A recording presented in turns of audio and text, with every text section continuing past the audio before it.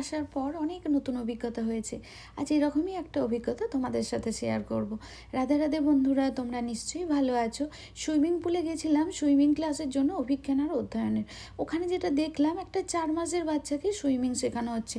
ক্লাসটা শুরুর আগেও আমি বাচ্চার বাবা মাকে দেখেছিলাম, সত্যি ওনাদের চোখে মুখে একটা অন্যরকম উত্তেজনা। তারপর যখন ক্লাসটা শুরু হলো, প্রায় 45 মিনিটসের মতো ট্রেনার যেভাবে বলছেন ঠিক সেইভাবে একটা স্টেপ তিনি ফলো করছেন। আমি অনেককেই বলতে শুনেছি যে বাবাদের নাকি ধৈর্য নেই। এই ব্যক্তিটাকে দেখে আমি অবাক হয়েছিলাম। ক্লাসের মধ্যে কোনো রকম বিরক্ত তিনি অনুভব করছেন না। এমন নয় বাচ্চাটা কাঁদছে না, বাচ্চাটা কাঁদছে, চিৎকার করছে, তার সত্ত্বেও উনি বাচ্চাটাকে শান্ত করে আবার ক্লাস করাচ্ছেন। আর বাচ্চাটার মা ভিডিও বানাচ্ছেন। এটা দেখে মনে হচ্ছিল মেয়েরা সত্যিই বোধহয় বাবার পরই হয়। আর একটা কথা, এরকম একটা 4 মাসের বাচ্চাকে যদি সুইমিং শেখায়, আমাদের মা কাকিমাদের বলতে শুনবো যে শরীর খারাপ হবে, তাড়াতাড়ি জল থেকে তোল।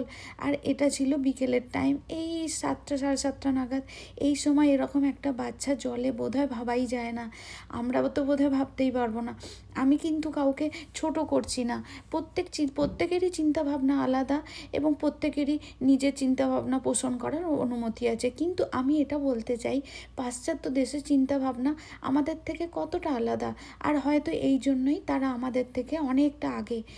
আর আজকের জন্য এটুকুই। তোমাদের যদি ভিডিওটা ভালো লাগে তাহলে লাইক করো, কমেন্ট করো। আর যদি কোনো রকম সাজেশন দেওয়ার থাকে সেটাও জানাতে পারো। চলো আজকের জন্য এটুকুই। সবাই ভালো থেকো, সুস্থ থেকো। পরের কোনো ব্লগে দেখা হবে।